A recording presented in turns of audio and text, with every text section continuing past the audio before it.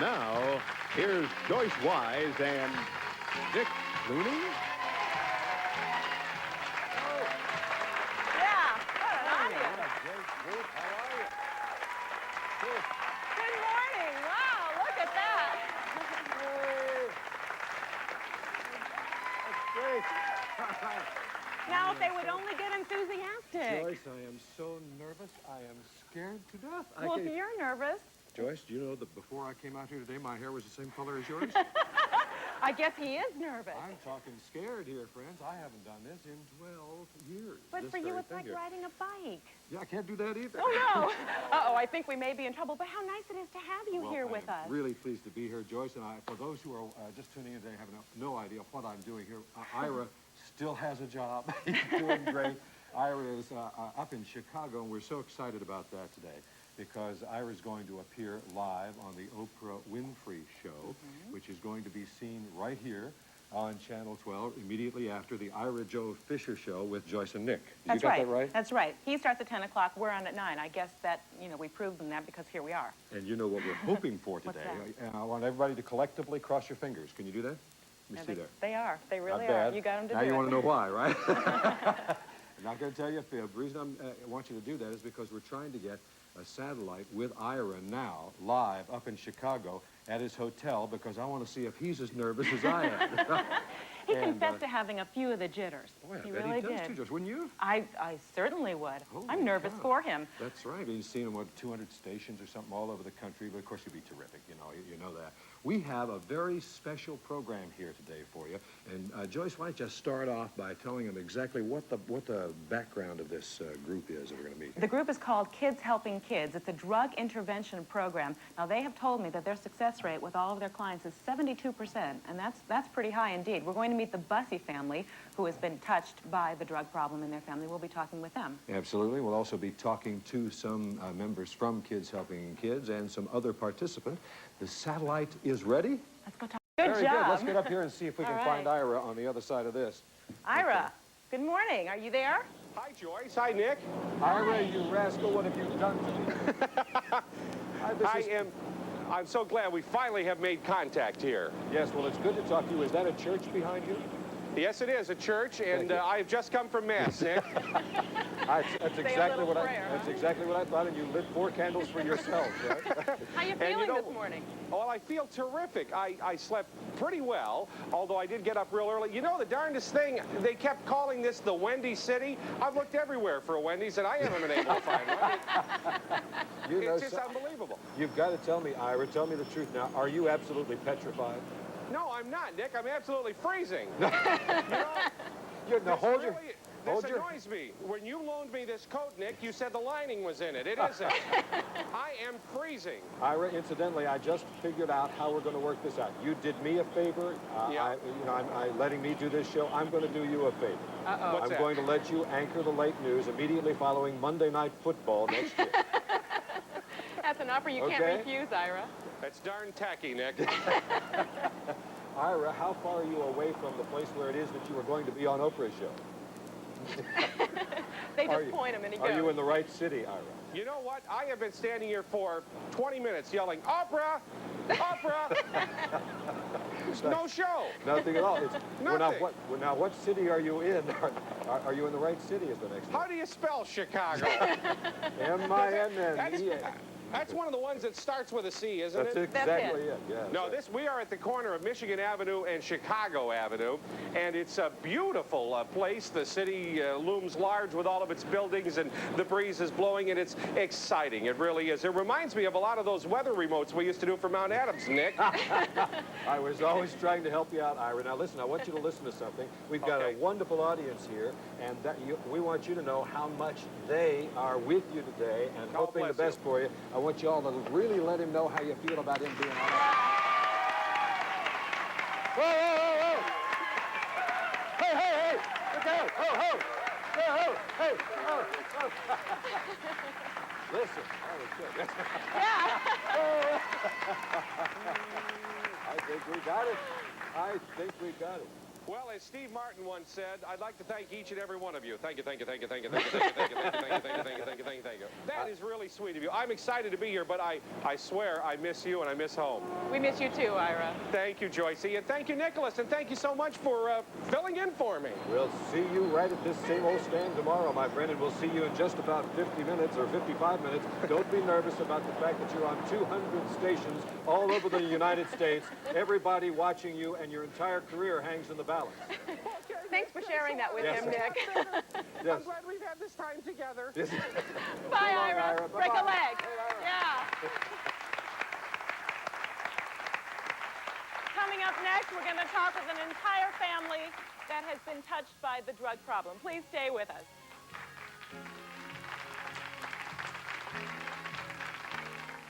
Hemorrhoids.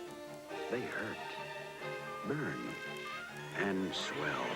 And more doctors recommend Anusol to relieve the hurting than all other hemorrhoid medicines combined. Anusol is the word to remember for relief. All of these cough syrups treat a cough with exactly the same ingredient. Only Benylin has the powerful cough suppressant diphenhydramine, recommended by doctors for over 30 years. Benylin, our strength is your relief. Being injured on the job can be a frightening, unsettling thing. Words of comfort and encouragement help, but they don't help you answer questions about lost income and doctor bills. We're a law firm in business to help injured workers get every benefit the law provides them. We know the law. Take advantage of our experience. E.S. Gallen and Associates help people who've been injured in an accident. Call 721-1139. They're in your... You know, if I had about 5 minutes, I could tell you all about Kroger grain-fed boneless beef. But as you can see, they didn't give me near enough time. So I can't even begin to tell you about the incredible variety of Kroger beef we have here. Or even about Kroger's commitment to quarter-inch trim. No, it seems the only thing I have time to tell you about now is what's on sale. U.S. Choice grain-fed beef. Boneless sirloin steak is just $1.99 a pound. Go Krogering.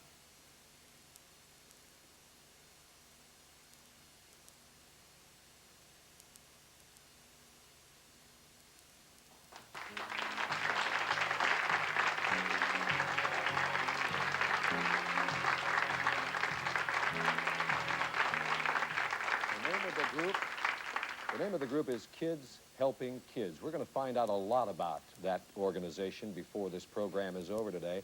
We're going to meet some people whom the organization has touched, and we're going to find out exactly why kids needed to help kids in this particular case.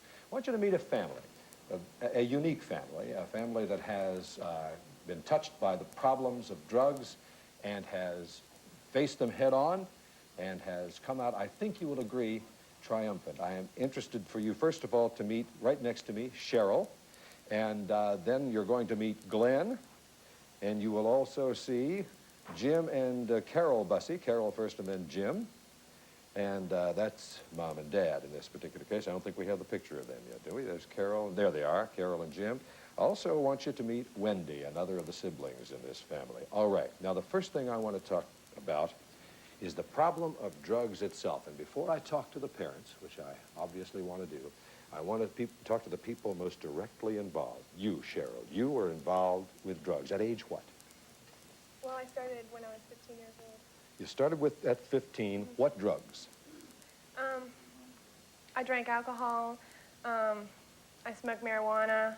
I took speed. Was this progressive, or were they all, did they all kick in at about the same time? Well, I started off with drinking alcohol, and, it progressed. Like, a year later, I started, smoking marijuana, and, When you look back on it now, do you have any idea why that happened to you? Why did you start taking drugs at age 15?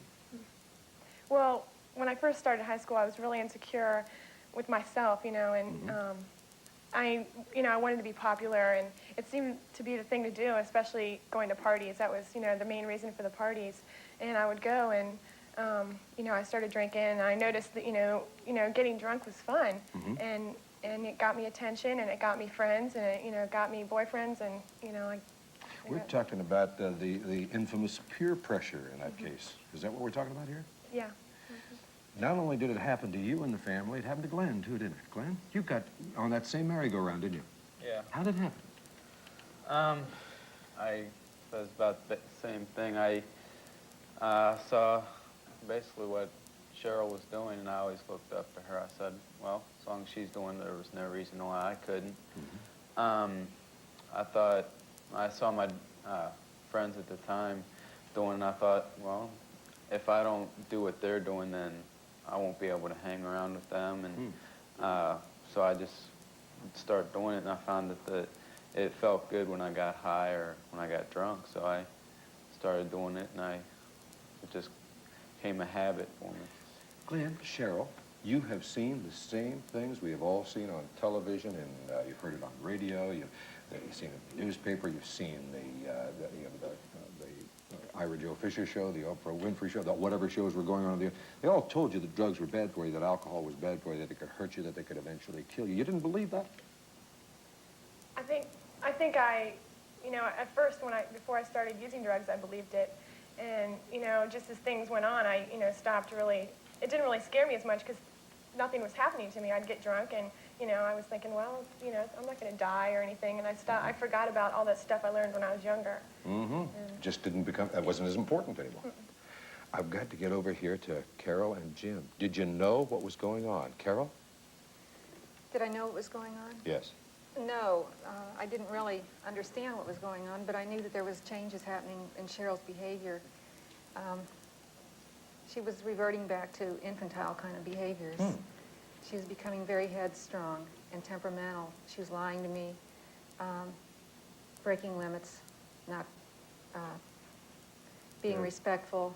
Kind of an immaturity, going back into immaturity instead of the normal progression toward maturity, you'd say. Yeah.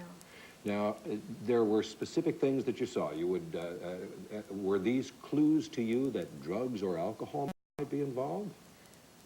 No, I really didn't think so. I just thought that she was acting the way she did when she was a little kid. Yeah. And I couldn't understand that. But I started talking to a lot of parents, and I called the school.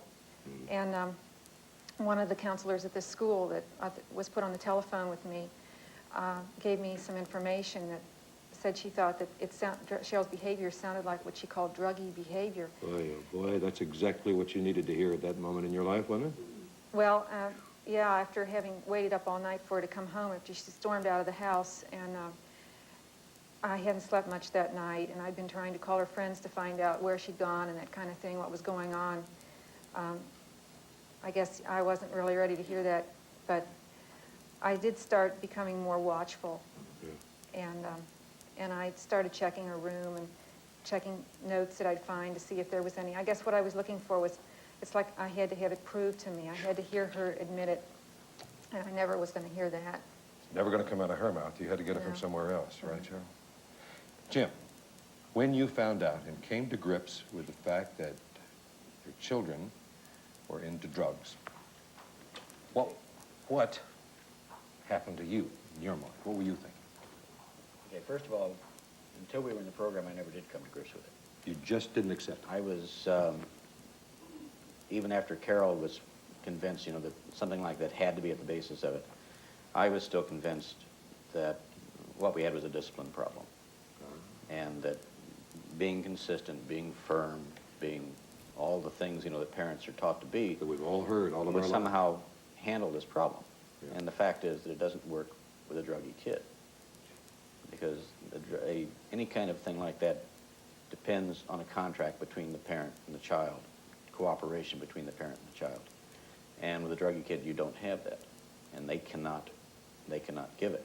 But you got from this position, the standard position that all of us have, to the position that a druggy youngster doesn't can't be dealt with in the same way. You moved here in 10 seconds to that position. It must have taken you forever to get to understand that.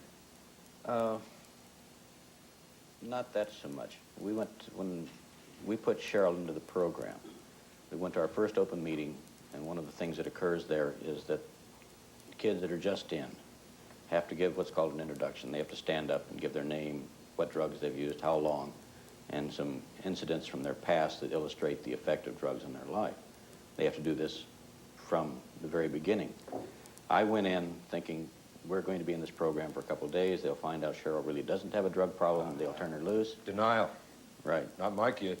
Sherry stood up, said, my name is Cheryl, and I'm 17. I've used this, I've used this, I've used this. And I said, well, That's there the it end of goes. that world.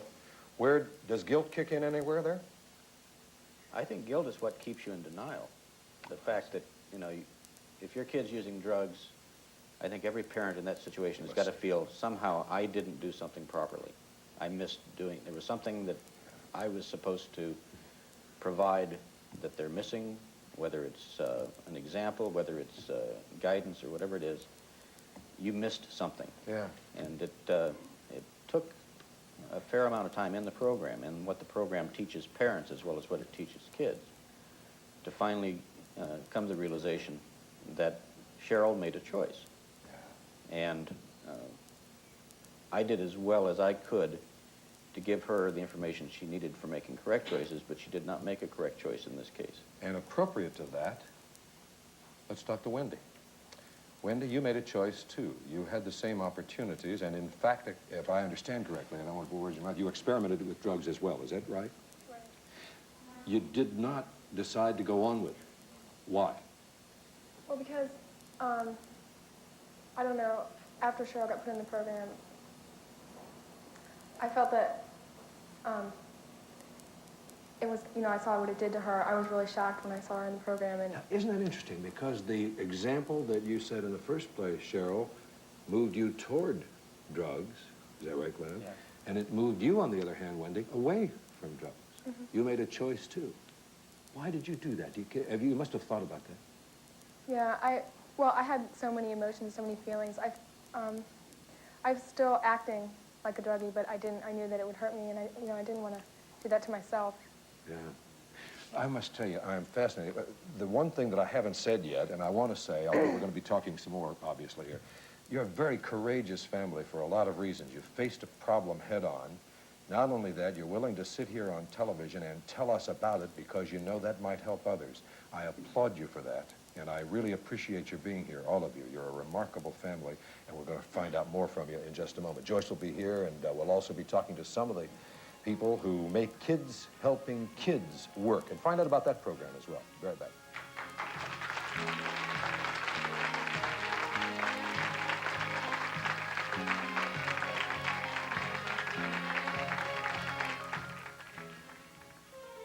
What you doing, Grandpa? Putting on a fresh coat of wax. Can I watch? You can do better than that. Here, hold my raisins. Sun-made raisins, I used to love these when I was a kid. Still do. You about done? Yep. Good, let's take her for a spin. Where are we going? To the store. You're out of raisins. Fresh, sweet, sun-made, America's favorite raisin. See the red, orange, and yellow stripes and mortar and pestle in a pharmacy's window. You're at your family independent pharmacy. They're in your neighborhood and part of your community. The Family Independent Pharmacy is a network of buying power. That means great savings on major brands and generic products. And they pass along this savings to you. But more importantly, it means personalized care and a commitment to service. Shop at your Family Independent Pharmacy. You'll find them in the yellow pages. They're the pharmacy with more for your money. We're a small town, homegrown, made the way you make your own pizza. Tombstone, we're a ladled down and loaded up with lots of mozzarella on the pizza. Tombstone. We pile on the goodness, we're loaded with real cheese. We're sure the taste of Tombstone's gonna please, oh, to please your family. We're a small town, homegrown, made the way you make your own pizza. Tombstone, made the way you make your very own. Tombstone. Touch, the right touch, can be the start of something really special. Perhaps bread is a touch of real butter. Just a touch. And you know what? A touch can make all the difference. With the right touch, you can turn a little smile into a great big one or two. New Kraft Spread. Half the calories of margarine, 97% cholesterol free, and a touch of real butter. Nice touch.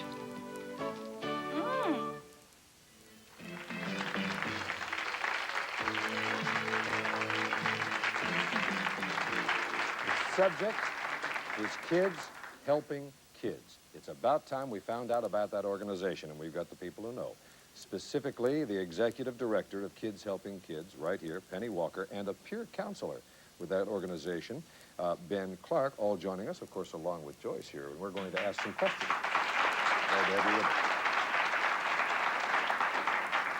Penny, there are so many organizations now that do, or at least purport to, help youngsters who have drug problems. We hear about them all over. We read about them. They are advertised.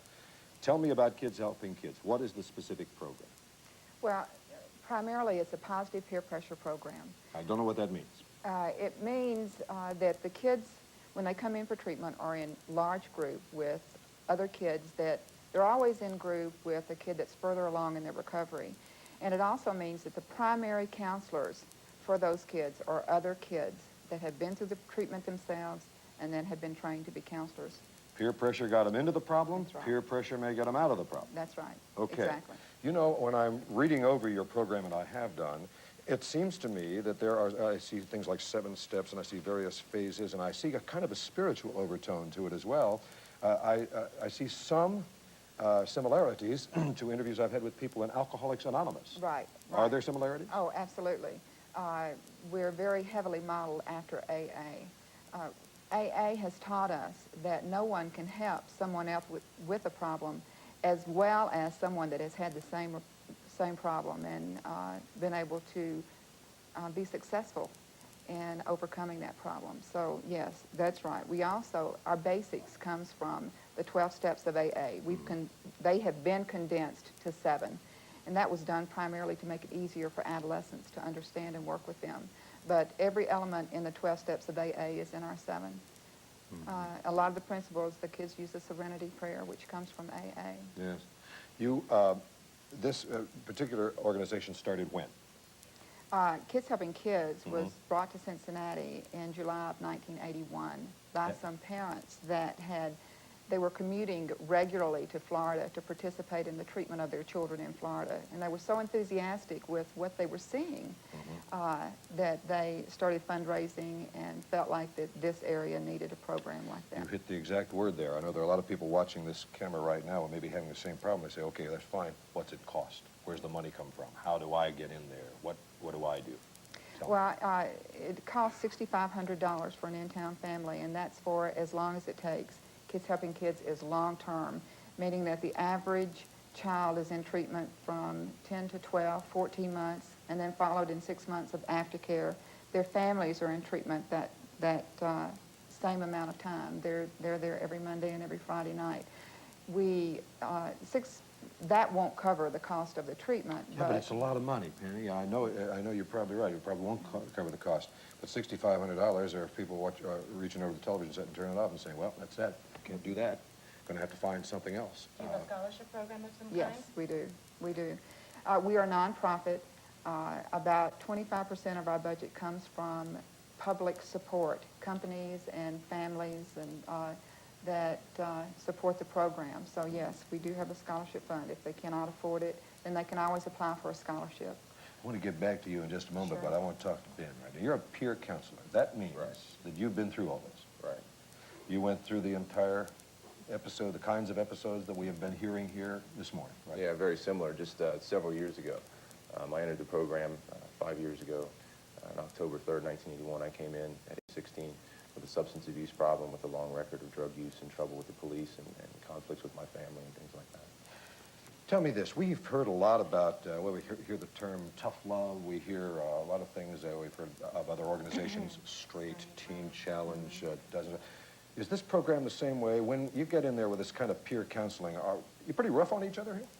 Well, it's not like the drill sergeant, the Marines, or we're not going to, disciplinary action, do physical exercise or something like that, to where it's a peer pressure to where we actually are fighting with the kids to get them to do what we want them to do. It's when I came into the program, I had a long history of trouble, and I had a lot of guilt and shame inside of myself for the trouble that I had gotten into. And the problem was that I never even talked about or never even wanted to address that guilt and shame that I'd had tucked away for such a long time. And when I started interacting with other kids that have had experienced the same kind of thing that I had, and they started saying, when you did this, didn't you feel kind of guilty? And after this, you know, haven't you felt like really angry at yourself or really guilty for not finishing school, for dropping out of sports, for you know, treating your mother the way that you've been treating her? You know, haven't you been feeling guilty for that for a while? Yeah. And what they sort of do is confront me, not heavily confront where it's shove it down my throat type of thing. They sort of make me look at things that for a while I was unwilling to look at. I see. And so the confrontation obviously is verbal, but it's very real. I mean, you're talking about a conflict here. It's something that you're denying too. You don't want to admit that you have been doing anything wrong. Certainly not. Now, when you enter into the program, in the first phase, for example, you take the kids out of the home, you place them into an old-comers home, meaning somebody who has been in the program, and then they're thrust into this program for 10.5 hours a day, no leisure time, no radio, no TV, no telephone. That's got to be. Wait a minute. Everything was fine until you said what? No TV? No TV. No TV. Now we're getting serious here. Just a second. Yeah, obviously, the real the purpose behind that is to get them totally away from every environment. Well, the problem, when I was using drugs, what kind of things I did with my free time. And how I spent my free time was usually destructive. I would use my free time, be out running around vandalizing things or even stealing or even just isolating myself away from people and getting high by myself and using drugs. And when I was constantly interacting with people when I first came in the program on that first phase, it was a very healthy thing to do. You know, it made me learn how to make friends. It forced me to interact with people, and it forced me to communicate those feelings that I've been tucking away for such a long time. And things like television and radio and reading and telephone, those kind of things will come along later, and they're useful in life. But right now, I need to be concentrating on myself. Hold that thought just a second, would you? Because we should have more. Yes, indeed. We will stay with Penny and Ben. Absolutely. I've got a dozen more things I want to find out. I bet you do too, and we'll get to all that in just a moment. Now, this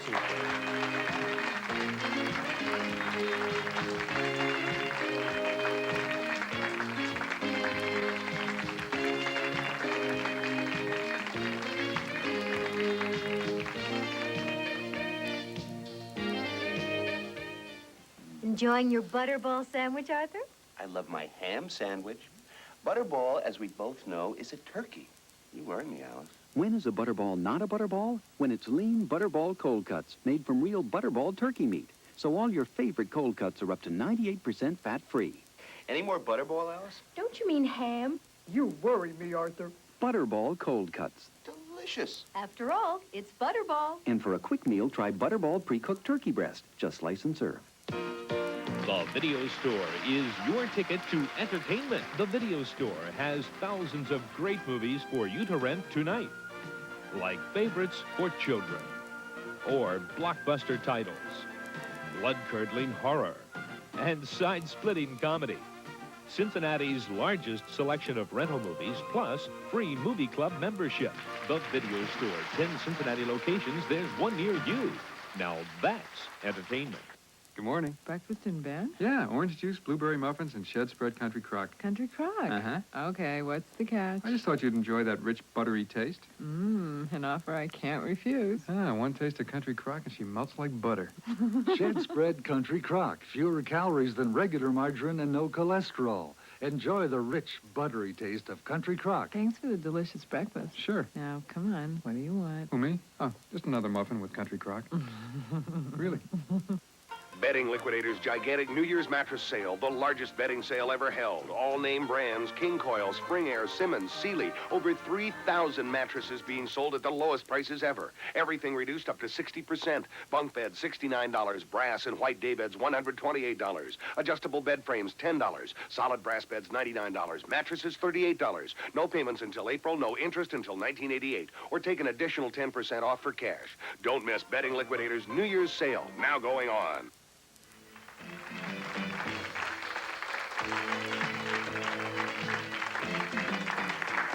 We are talking with members of Kids Helping Kids, a drug intervention program, and a family who has been touched by that program. Most recently, we were talking with Ben Clark, who is a peer counselor. And I guess this question would be addressed to Ben and Cheryl and Glenn in particular. The same kinds of forces that drove you into the world of drugs, unfortunately, still exist. Now, you've been through the program. What happens to you when you are again tempted, for lack of a better word, by those things you see by other people who are using drugs, friends who are using drugs? Is it okay to be straight? Well, since I go to college, it's like a big deal to get drunk all the time and, go to parties a lot. And yeah, I do get tempted. I still get tempted. And what we learn in the program is how to deal with those temptations by using our steps. We have 7 steps, and we go through to work through our what we call them conflicts, conflicts with drugs. And I still, we still get them. I think I'll get them for the rest of my life. And so, do it for me. I'm at a party with you right now, and I have a beer, and I'm offering you one. What are you going to tell me? Come on, Cheryl, just one drink. I'd probably just say no thanks. I don't drink. I had to do it before. So, I mean, before I couldn't do it. When I was using drugs, there was no way I could do it. I had no self-esteem, no self-respect, and now it's a whole lot easier. And I want to say no. What about you, Glenn? About the same things. I've come across this in school now. Kids in the bathrooms will be smoking, and they'll say, well, it wouldn't hurt you to smoke or something like that, because they know I'm in the program. And they say, well, it wouldn't hurt you to smoke one. And I just say, no, I don't smoke, and I don't want to do it right now. So, and then I just walk off my way, and I really don't take heed to what they have to say. Glenn, would you do me a favor? Would you take me through the first day with Kids Helping Kids with you? The very first day, morning to night. What happened? That first day, I didn't come in till the afternoon, so I was in school that day before I came in. I'd had a lot of trouble with the police the night before, and I was at school, and I was bragging about that a lot, so. And I was off with my druggy friends after school smoking and all that. And then when I came home, my parents told me, well, we're going to come in for family conference. Did you believe them? Yeah, I believed them, because we'd had a lot of family conferences around that time, because a lot of my problems with using and with Cheryl in the program at the time, we had a lot of problems. So I believed them when I came in and found out that I was going to be coming in the program. And the main thing I was concerned about, I didn't want to be there. I just wanted to go back. When I first came in, I asked my parents, it's like, why didn't you just let me go out to California, because that's where I wanted to live at the time. You just wanted to get away and live in California and be on your own. Yeah, I wanted to go out to California for a long time, because I didn't want to be at home. Yeah. Because my parents, I guess they guessed that I was using. They didn't want that, so I just wanted to do what I wanted to. And when they came in, see, we have the intakes, like, in a room. And my parents, they get to say goodbye to you. When they came in, I just said, well, why didn't you just let me go to California if you cared and all that?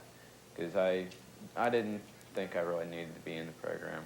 Does anybody think he or she needs to be in the program when he or she comes in the door? I don't think so. You assume that, no, I'm okay. What are you talking about? I'm not. Yeah, I didn't think I had a problem. Right. Sure. But you found out the hard way through the program that you did. You now know that you were in serious trouble? Yeah, I believe that. I was getting in a lot of trouble. I would have, by now, if I hadn't come in the program, I'd be, in my guess, I'd either be dead or in jail. Okay.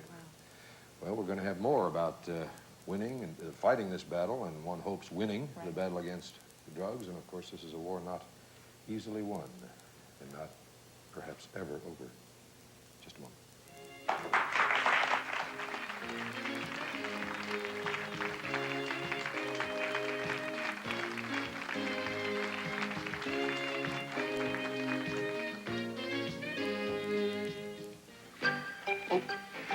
You know, if I had about 5 minutes, I could tell you all about Kroger grain-fed boneless beef.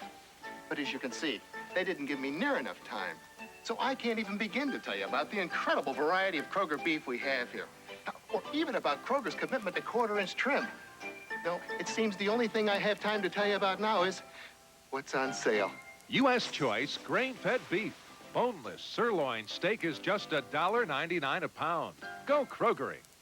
When Tom starts to talk, I want something yum right away. My mom says gotta be something nutritious in every way. When I'm hungry for something good, I think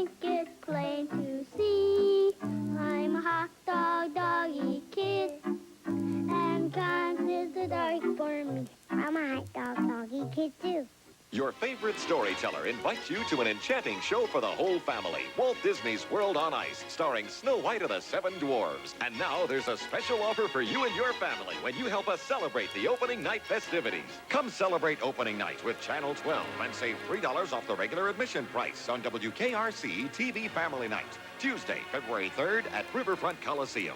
Share the delight and the wonder live in person. Walt Disney's World on Ice, starring Snow White and the Seven Dwarfs. Gary, you won the $500 shopping spree contest at Drug Emporium. Is your cart ready? Start the clock. Go, Gary. Gary has $500 to spend at Drug Emporium. Let's see how long it takes him. And he's reached the end of aisle 1. And he's in the pharmacy.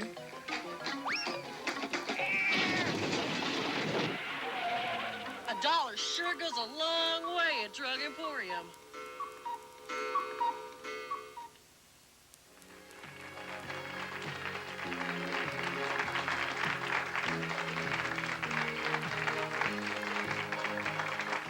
It's called Kids Helping Kids, but it involves a lot more than kids. It involves parents, it involves families.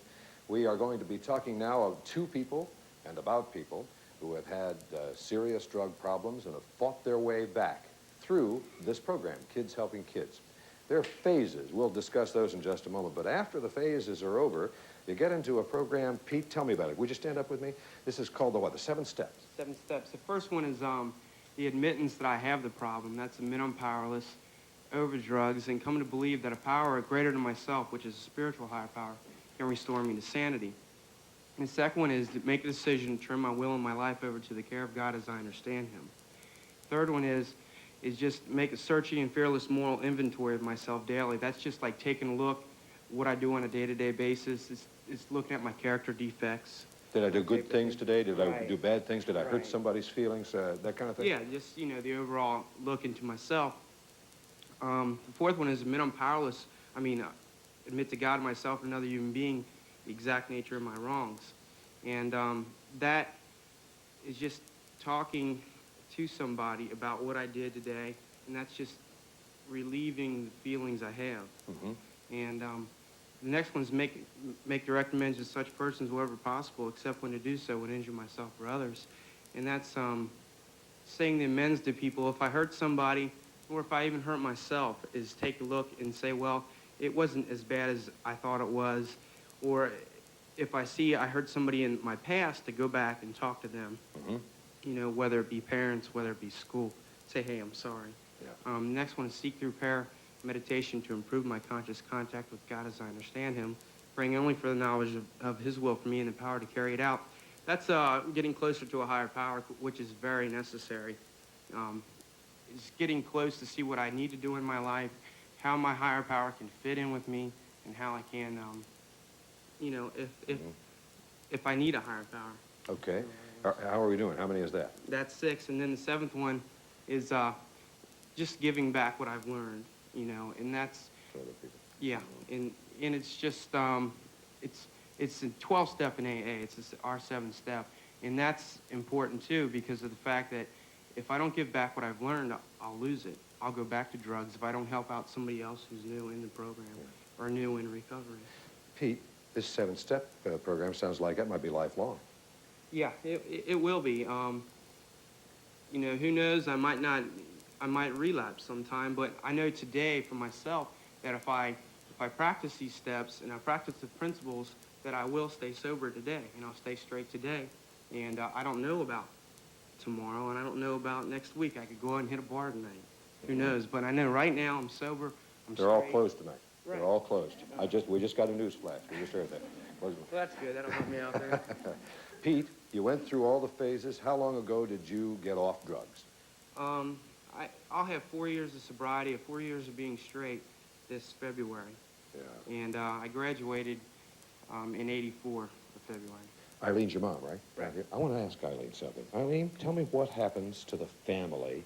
First of all, what happens to the family when the youngster is on drugs or or drunk or regularly? What happens to your family? Well, I think mine was a little bit different than anybody else. Pete was the 7th. He was the youngest. I had 6 straight kids. Achievers. All of a sudden, I come along with this kid that absolutely rotten. Could we get a close-up of this rotten kid? We threatened to put him in jail. He disrupted our family. He had us that for a year, we didn't know what was wrong. Then finally, we found something substance and decided there and then we were going to do something about it. It was turmoil. We couldn't, to explain to you, Nick, the turmoil that this boy would start would be unbelievable. How did you come to Kids Helping Kids? Desperation, calling around, finding around. We went one Friday evening to an open meeting and decided we couldn't put a kid in this. It was too dramatic. It was too hard. Yes. Well, the next day, Pete took off from school and was druggy. Oops. So the Friday night, the Monday morning, Pete went into the program. And we laughed all the way home, Nick. We were so happy. We knew what he was. We knew he was taken care of. We went home and slept for the first time. First time you'd known where he was for a while. We knew what he was. We knew he was taken care of. And it just went on from there. Oh, there are thousands of stories like this, and they're all dramatic, and each is unique. Just like you, Pete. Unique. We're going to be back in just a moment. What's it like to let go of the high? What do you think? We'll find out.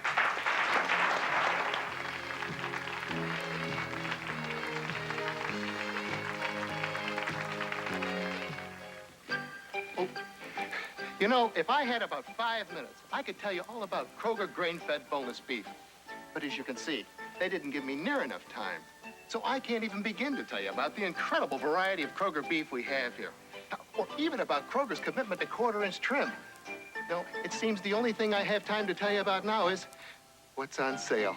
U.S. Choice grain-fed beef. Boneless sirloin steak is just $1.99 a pound. Go Krogering. Our lawyers are in courtrooms like this every day, representing people, not corporations. At Hyatt Legal Services, we concentrate on personal cases like divorce, probate, accidents, and bankruptcy. So we handle a lot of them. For just $20, you can consult with one of our attorneys and feel confident we have the experience to back it up. I'm Joel Hyatt, and you have my word on it. We took the fear out of legal fees across the country and in your neighborhood. These sweats and many more were hand-painted by some of the area's most famous artists. Look at this one of our most popular sweatshirts, hand-painted, and only $12. And would you believe, by a famous artist? Or this one, another masterpiece, and all less than $12. Don't ask me how I do it. Our artists can hand-paint anything. Absolutely anything. Famous artists, original work, $9. I can't tell you how we do it, but believe me when I tell you Just Sweats is the only place you can get works of art like these. We mean it. Now through January 31st, we'll paint your name free, and any custom art is $4.90 or less. Ah, the age-old dilemma. Which temperature to wash in? Follow the label, but will that grass even budge? Pick the one that cleans grass, and the shirt might fade. Be safe or clean, so what do? Simple. Choose New Cheer. New Cheer. It cleans some of the toughest stains in hot, warm, and cold. So next time clothes say one thing and the stain another, follow the label and choose New Cheer. The right answer to tough cleaning in all temperatures.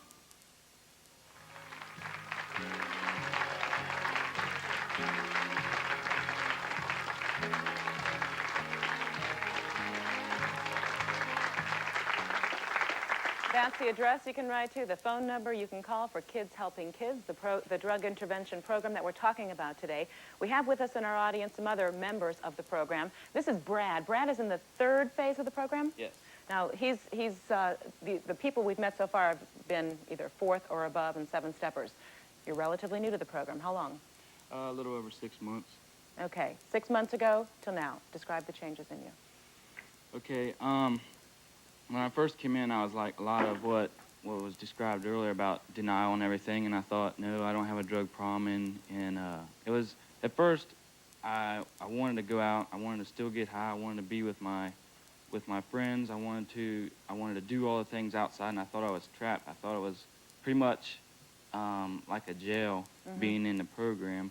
And then things went along. I made it up to second phase, and then I got started over because I wasn't being totally honest, and that's the first and most important rule, because I can't make it through the program without being honest. Now, when you say you started over, does that mean you went back to first phase again? Yes, back to day one. Which means the 10 and a half hours in session, no radio, no TV, no telephone, the whole 9 yards. Right. I made it up to second phase again. Then, after 28 days, I made it to, or 38, 28, something like that. I made it to third phase, and that's what phase I'm on now. I'm trying to work out right now to go to school because that's the pretty much what third phase is for, to get back into the world, back into school or work. How old are you, Brad? 18. And you seem pretty optimistic about your chances for success in this program now, don't you? Yes, I believed when I first came in, and there was no way I was going to make it back home. There was no way I was going to be able to make it up third phase or fourth phase or fifth phase. And now all I have to do is I believe if I set my mind to something, I can do it. Good. I think you can too. Your mom has an interesting comment she'd like to share with us. This is Patricia. Patricia, your comment, please. Well, I would just like to tell people, don't be afraid to admit that there is a problem. That was our biggest thing. Brad should have been in probably 2 years before he was, but we denied it. And did you know, though, did you really know in your heart, throughout all that denial and perhaps the guilt and the pain you were feeling, did you know he was on drugs? I think maybe the last 6 months I knew. But you hesitated because you were embarrassed? I hesitated because I didn't want to admit my son could possibly be on drugs, that this could happen to us. And then I guess I was embarrassed. I didn't want to admit to the rest of the world that my son was on drugs. It was a humiliating thing, but it's not. It's a disease just like anything else. If your child has a physical problem, you get help for a physical problem. If they have a drug problem, you get help for that. Okay, now, did you do all the things that most parents do with their young children? Don't do drugs. Drugs are bad. Alcohol's bad. Please stay away. I don't want you to be like those other kids you see on the news getting arrested or losing their lives, God forbid. Did you do all those things? We went through everything. I bought all the books. We had all the talks, and all the while he was using drugs, he was telling me I would never do that. He even went so far as to tell me he had never been offered drugs. No one had ever even offered him Okay, drugs. now you're frightening me, and I'll tell you why. Because I have these same conversations right now with my children, and my children are giving me the same answers. Not that they're 10 or 11 years old, but they're giving me those same answers. Help me now. How am I going to prevent my children from ever having this problem? I don't really know how you do. You just keep the lines of communication open. Make sure you can always talk. Watch for the things that they do. Watch for the signs of them changing, that all of a sudden they're withdrawing. They're spending all this time in their room. They don't want to talk to you anymore. They don't want to go anyplace. Their grades drop in school. They drop out of all the activities that they've been in. If you see any signs, you contact somebody immediately. Just talk it over. And again, your message is don't hesitate, don't be embarrassed, because that could be detrimental to you and your family. Right. Okay, Patricia, thank you very much. Up next, we're going to find out that it is indeed, as Huey Lewis says, hip to be square. Stay with us.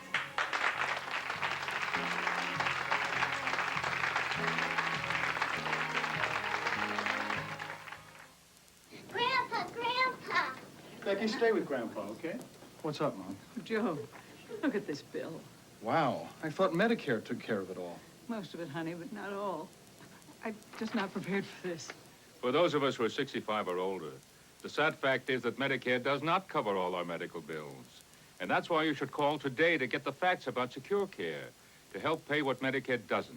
Look, if you end up in the hospital before Medicare pays 1 red cent, you pay $520. Stay in the hospital for 150 days, you pay $20,020.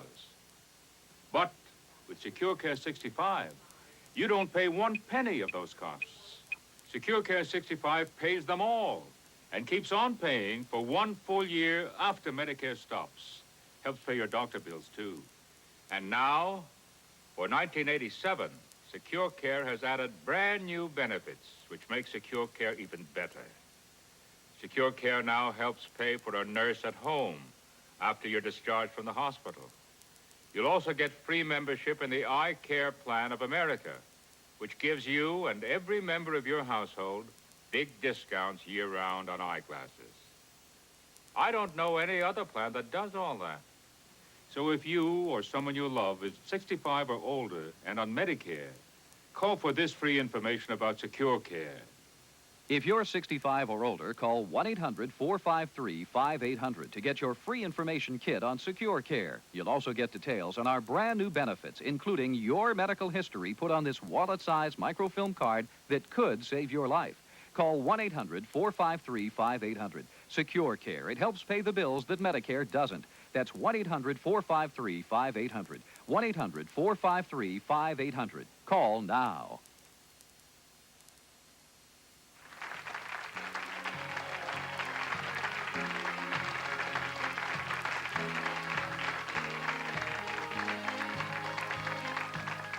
Well, that's the story. Kids helping kids. Now, we use a lot of jargon these days. We use them on talk shows and on news and everywhere. We hear peer pressure all the time. Well, you know what that is. That's what you want to be like your friends, particularly the friends you admire. And you'll do virtually anything to be like them. And that's one of the things, in this case, apparently, that lead people into very difficult situations. I want to talk to Greg down here. Now, Greg, you don't look a thing now like you did when you were doing drugs or alcohol, right? No. Now, your hair's different, your clothes are entirely different. You are pretty straight, aren't you? Yeah, well, in my past, I dressed a lot different. I didn't really take care of myself very well. Uh-huh. Now, Now, all the friends who are at school and other places where you see them, you're bound to run into them, the same friends you've seen before, they're going to come up to you and say, boy, you look ridiculous. You look like a nerd. What happened to you? You used to be a lot of fun. What a jerk you are now. What do you say?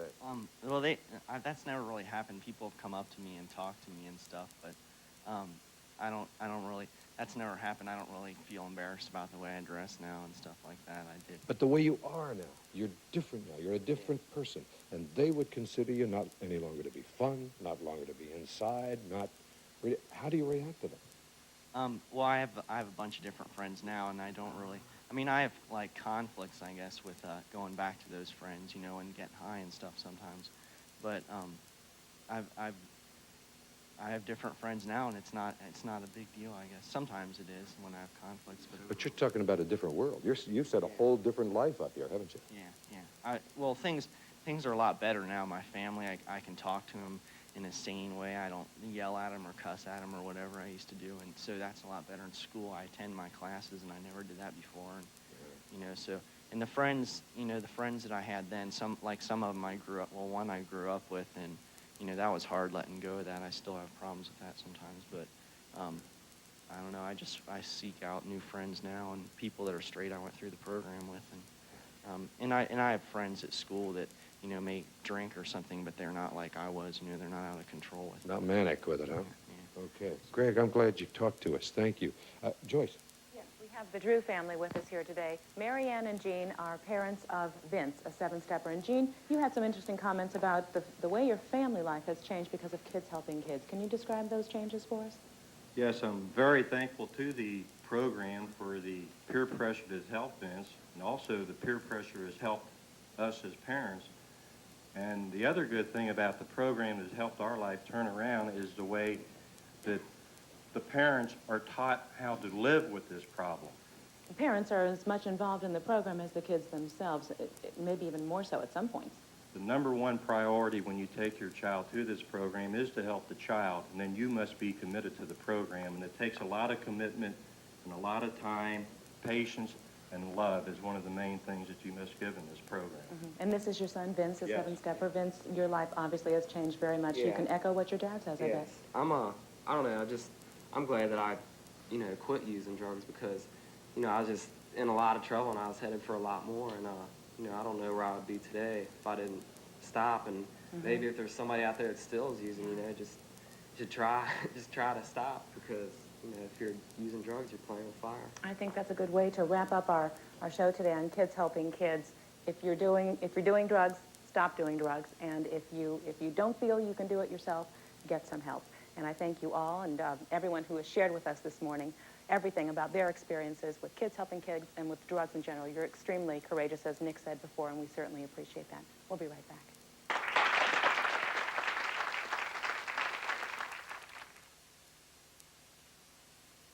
Moore's Nautilus Fitness and Aerobic Centers are celebrating our new Beachfront Club with a fantastic 2020 special. Call Moore's Nautilus now. This special's been held over, but only till Thursday. At Thriftway, we're going to make your day every day with the best buys in town and the tasty snacks and beverages you love most. Thriftway specials this week include Coke and varieties, 2-liter bottles, limit-free, 79 cents each, save 20 cents. And Zesta crackers, large 16-ounce box, 59 cents with coupon, save 40 cents at Thriftway. We're gonna make your day. We're gonna make your day.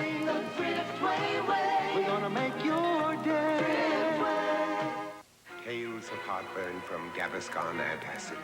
Once a man ate all of Italy Pasta with tomato sauce and garlic. in one night And the garlic. and discovered the only thing worse than daytime heartburn Heartburn. is nighttime heartburn. Fortunately, there was Gaviscon, specially formulated so it not only gives fast relief during the day, it even works at night when you're lying down. Gaviscon antacid, it even works lying down. Sims sells out. After 60 years, Sims Furniture holds its biggest winter sellout in history. A complete liquidation of our entire stock at the lowest possible prices with terms of only $8 per week on over 400 rooms of furniture. Never before, and certainly never again, will we be able to make an offer like this to the public. Now when you need it, and now when you want it, Sims Furniture has Bassett, Broyhill, and many other name brands for only $8 per week. Furniture for every room in your home is now available for $8 per week with approved credit. Buy here, pay here, and save here. At Eyewitness 12 News, when a story leads us out of Cincinnati, we go after it with Satellite 12. When Governor Richard Celeste took his oath of office in Columbus, Nick Clooney and Eyewitness 12 News were able to take you there live. Well, Nick, the most important thing, of course, are jobs for our citizens. Satellite 12, only on Eyewitness 12 News.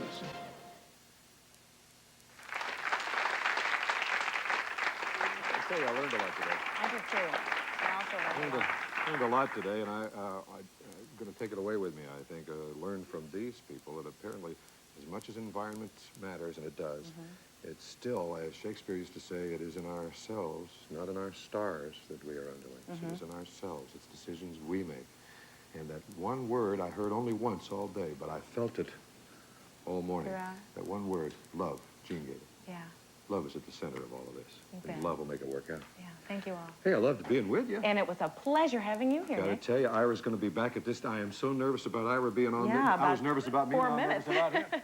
I'm having a nervous breakdown here this morning. Tomorrow, an exciting show, a satellite interview with Shirley MacLaine. And are your plants all, getting brown around the edges? My plants haven't gotten up to being brown. Are you kidding? Well, Danny McEwen has some help for us. We'll see you tomorrow. We're gone. Thank you.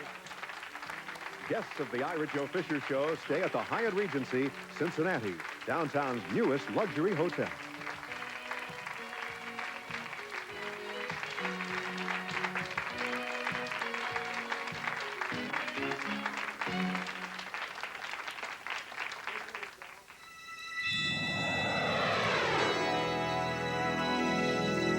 .55 WKRC takes the wraps off Walt Disney World's 15th birthday bash and cruise. Hi, I'm Jerry Thomas, and here's what you can win from WKRC Radio. A trip for 4 to the Walt Disney World 15th birthday party, plus a 5-star cruise to the Bahamas on Premier Cruise Lines, the official cruise line of Walt Disney World. You'll fly Florida Express to Orlando and stay at the Walt Disney World Resort. And we've got lots of 15th birthday getaways. Turn to 55 WKRC to win. Woo! Talk about crashing a party.